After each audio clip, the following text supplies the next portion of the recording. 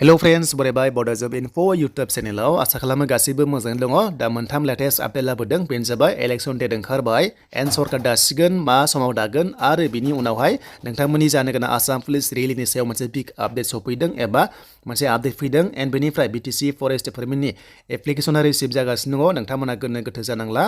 CSBनिफ्राय मोनसे फोसावबाय जे बिथांमोना मिडियानि गेजेरजों बुंदों जे जाय नोंथांमोना BTC आव फरेस्ट डिपार्टमेन्टआव साख्रि एप्लाइ खालामनो सानदों नोंथांमोननि फिजिकेल टेस्टबो दङ एग्जामबो दङ बेनिफ्राय भाइभा टेस्टबो दङ दा बिनिनो फर्म साबमिटआ सोलिगासिनो दङ रिसिभ जाबाय आरो बेखौ रिसिभ खालामदों CSB अफिसाव CSB अफिस क'क्राझाराव दङ बियो टेङापारा साइडआव दङ स' बेयाव नोंथांमोना थांनानै हैनांगोन जायफ्रा लकेलिटि आरो जुदि हैयाबा नोंथांमोना पस्ट अफिसजोंबो लकेल पस्ट अफिसजोंबो नोंथांमोना हरनांगोन नाथाय नोंथांमोना IPO दानथारनांगोन जुदि सालान दाननोबा क'क्राझारावसो ट्रेजारि अफिसाव दानथारनांगोन बेखायनो जोङो थाङालासे डाइरेक्ट जोङो IPO दाननानै नोंथांमोनाहाय माने पस्ट अफिसजोंहाय हरनो हायो थ' बे जाबाय नोंथांमोना डेटखौ मोन्दों लास्ट डेटआ 3 एप्रिलसिम थागोन एप्लिकेशना दायो सोलिगासिनो दङ नोंथांमोना साबमिट खालामदो दा बोरै खालामनांगौ भिडिअ नुखांखाबाय जायफ्रा नायाखै डिसक्रिपसनाव दङ नोंथांमोना चेक खालाम स' दानिया फैबाय आसाम पुलिसनिफ्राय मोनसे लेटेस्ट आपडेट सफैदों बेनो जाबाय एग्जाम SIनि एग्जाम ASIनि एग्जाम दा बेयाव सोर बायदिनि एग्जामनि सायाव बाथ्रा होनदों जों बेखौ नायगोन एन्ड थाबैनो बे अफिसियेल नटिसआ रिलिज जानांगौ आरो जानो हागौ जेब्ला जाय आपडेटखौ लाबोगोन जाय नोंथांमोना आसाम पुलिसाव 6000 थाखाय गोबां नाजागासिनो दङ बोसोरनिफ्रायनो स' नोंथांमोना नाजाबाय थादो मानोना नोंथांमोननि एग्जामाबो इलेक्सन जोबनाय लोगो लोगोनो कन्डाक्ट जासिगोन आरो इलेक्सना माब्ला जोबगोन माब्ला सरकार दागोन सोरनिया माब्ला जागोन डिटेल्सखौ लाना फैदों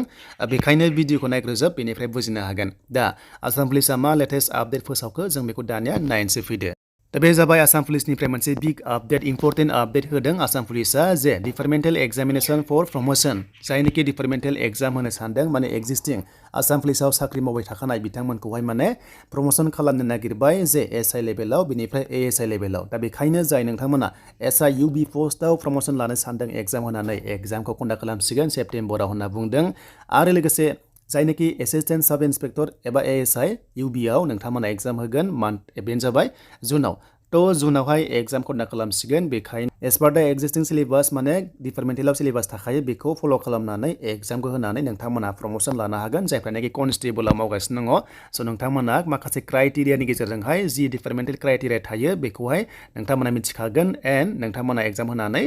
बे SI लेभेलाव साख्रि मोनहैसिगोन स' बेखौ नायोबा बिथांमोना बुंदों सेप्तेम्बर आरो जुनावहाय अब्ला नोंथांमोना मिथिबाय जे फ्रेश केन्डिडेट हमना ला फ्रेश केन्डिडेट AVUB कनस्टेबलनि 6000नि बारा भेकेन्सि SIखौ लाफानानै अब्ला बे एग्जामा एग्जामाबो नोंथांमोना जुननिफ्राय सेप्तेम्बरनि गेजेराव जानायनि चान्सआ दङ अके दा मानि थाखाय होनदों बिथांमोना जे इलेक्सन डेट ओंखारबाय इलेक्सन डेटआ ओंखारबाय दा बे रिजाल्ट दानाया जुनसिम जाहैगोन ओंखायनो बिथांमोना मोनसे डेट होखाबाय टेन्टेटिभ बेनो जाबाय जुन आरो सेप्तेम्बर दा बेखायनो जुन बेनिफ्राय जुलाइ बेनिफ्राय आगष्ट बेनिफ्राय सेप्तेम्बराव नैबे जोंनि जानो गोनां फ्रेश रिलिया बेयावनो जाहैगोन दा अब्ला जों नायनोसै इलेक्सना माब्ला जामारगोन आरो सोरनि एलिसिया माब्ला जागोन जों बेखौ नायनोसै दा बे जाबाय इलेक्सननि माखासे फेजनि डेट अके MCC नांबाय एबा मडेल कड अफ कन्डाक्टआ नांबाय दा बेयाव MP इलेक्सननि माखासे फेज डेट ओंखारदों दा आसामाव जानो गोनां इलेक्सना गासै मोनथाम फेज जागोन गासै खनथाम इलेक्सन जागोन अके बेयाव रानदों दा बेयाव फार्स्टआव सोर गोग्लैखो फार्स्ट फेजआव सोर गोग्लैखो बेनो जाबाय 19 एप्रिलाव जानो गोनां बैसागु जोबखांनानै जासिगोन 19 एप्रिलाव तेजपुर दङ लखिमपुर दङ डिब्रुगड़ दङ जरहाट दङ काजिरङा दङ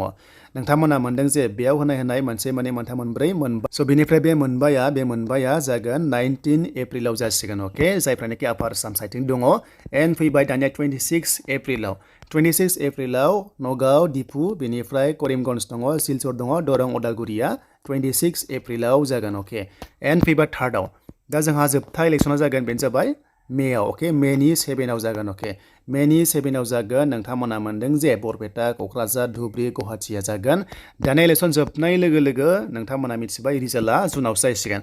रिजाल्टआ जाबाय नोंथांमोना नैबे 4 जुनाव अके नोंथांमोना 4 जुनावहाय माने स' नोंथांमोना माने रिजाल्टखौहाय मोनहैसिगोन अके स' नोंथांमोना नायदो अब्ला दा आसाम पुलिसा इसारा होनाय बादिबा एग्जामा जुनाव कन्डाक्ट खालामगोन नालाय डिपार्टमेन्टेलखौबो अब्ला जों बेनिफ्राय हमनो हाबाय जाय नोंथांमोना फ्रेश केन्डिडेट आसाम पुलिसाव AVUB आव SI आव कामान्ड'आवहाय